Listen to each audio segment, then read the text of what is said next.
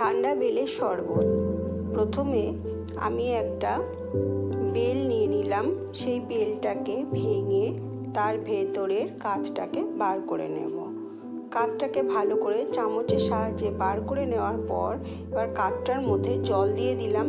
জল দেওয়ার পরে ভালো করে চটকিয়ে মেখে নেব। মেখে নিয়ে এবার ছাঁকনির সাহায্যে ওটাকে ছেঁকে নেব, কারণ দানাগুলো তাহলে সহজেই আলাদা হয়ে যাবে।